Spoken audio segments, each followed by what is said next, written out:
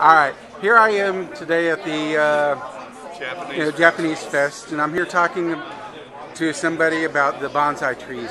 Can you please tell me your name? My name's Dan Noss. Bonsai is a hobby of mine for 28 years. So what got you into the bonsai stuff? I've always loved them and admired them, and I killed 3 or 4 of them before I tried to learn how to take care of them. Okay, can you tell me a little bit about taking care of bonsai trees? It's really pretty simple. You've got to water every day. If you don't water every day, they're going to have a problem. So you water every day. You soak the soil every day. All bonsai pots have holes on the bottom of them. So with the holes on the bottom of them, water can run out. So you water them every day. Once a week, once every 2 weeks, you turn it 25%. 2 weeks later, you turn it again. 2 weeks later, you turn it again.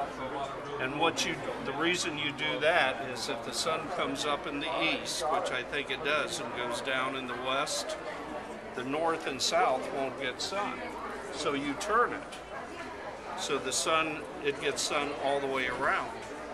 Water every day, turn it once every 2 weeks, feed it once every 2 weeks. Well, what do you feed them with? Any type of fertilizer you want. And any particular type of soil you use? We use bonsai soil, which is anything that lets the water run down through the pots. Okay, can you just say a little bit about the shaping and pruning and stuff of the trees? There are 28 different styles, from ones with movement to ones that are straight up and down, to ones on a rock, to ones in a forest. So the tree, you develop the tree into the type style you want it to be, using wire and bending the branches, or just by cutting and pruning them back. So how long would it take one for it to grow like about this size right here? This is a misnomer. The front of the tree is a dead part of an old tree, and they took whips, pieces of this type material, and brought it up from the back to make it look like it. Okay, and what tree species are usually used for bonsais? Anything that grows in Georgia, almost anything can be used as bonsai material. We use a lot of conifers. They don't lose their needles, so it's junipers and pines. We also use deciduous, which are trees that lose their leaves. Okay. Anything else you'd like to add? Have a wonderful day in your neighborhood. Okay, thank you. Thank you. Today I'm at the Japanese Fest, and we're at the koi exhibit. And can you please tell me your name? My name is Clayton Lawson. And you're the head of this whole? Yes. Can you tell me a little bit about koi and, like koi versus regular goldfish, and what are koi? Koi are a carp family, and koi are genetic color variation, and people have raised them for centuries, and they've branched out into different categories. We raise them strictly for hobby. We're a non-profit. We do the show here to advance the hobby of keeping koi. Goldfish, on the other hand, is a cousin of the carp, and they've been raising the goldfish for thousands of years also, and they've branched out to long fin, multi-fin tail. A lot of people just keep goldfish.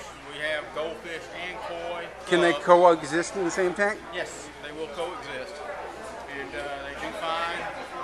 They're not territorial animals. They do very well together. We have members that have strictly nothing but goldfish, and we have members strictly nothing but koi. So how long do you generally live in captivity? Captivity records on koi over 200 years. Wow. Goldfish, I'm not sure the age on goldfish. Not so much. not 200 years on goldfish. Yeah, I know some people, lucky to have them 200 days. Yes. So if you keep koi and you keep them healthy, they will live your lifetime. Alrighty, well thank you for the interview. Anything else you would like to add? No, we meet once a month at different people's houses. You can go to our website at atlantacoreclub.org. You can join online or you can make our meetings. And if you're interested in starting a koi pond, there's a lot of people in the club that can help you do that. It's shared information. We're more than happy to keep the hobby going. Alrighty, and thank you for the interview. Thank you. Alright, here I am today at the Japan Fest, and I'm interviewing this guy who grows, Japanese maples and some other trees. Can you tell me a little bit? Can you tell me your name? My name is Tim Nichols of MrMaple.com. We do over 750 different varieties of Japanese maples. We grow and graft everything ourselves. And we've actually got one of the largest selections of maples in the United States. Can you tell me a little bit about some of your trees? Yeah, definitely. We've got some dwarf maples. Typically, we've got maples from 3 to 4 feet tall at their max height, to trees that actually get up to about 35 feet.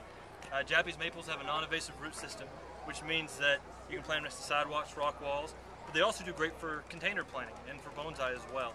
So maples are really one of the ideal plants because you get that oriental feel, a very unique fall color, spring color, something that really adds that ornamental aspect to a garden, but yet has that non-invasive root system. Any special care needed for trees like this? Not particularly. Not when you put them out in the ground. Just make sure that you give them some water. Each cultivar itself actually takes a different condition. Some can grow in full sun. Some need more protection from the hot afternoon sun.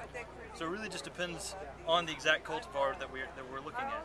Okay. There's 750 different cultivars, all different sizes, shapes, and colors. We can pretty much fit a maple to any spot in the garden. Okay. What do you mean by cultivar? A cultivar is a selection of a maple that is chosen and then continually propagated. Basically, if you think of like a cultivar of like a dog, would be like a dog breed. So it would be basically like a German Shepherd, something that's chosen for those exact characteristics and then continued on. So how long have you been doing this with the trees? I've been doing this my entire life. So what got you into the trees? My father actually grew Japanese maples. My grandmother on the other side of the family actually grew Japanese maples as well. So when my dad met my mom, both sides of the family are growing Japanese maples. And it's just sort of been a generational thing that's came together, and now we've got I guess we're about 10 greenhouses, so we're fairly small in the nursery industry, but we're very large. So where are you located? Selection. We're in East Flower Rock, North Carolina, so just south of Asheville. Okay, and anything else you would like to add to people watching? Feel free to go out to MrMaple.com or follow us on Facebook.com/JapaneseMaple. Alrighty, thank you. Yeah, thank you.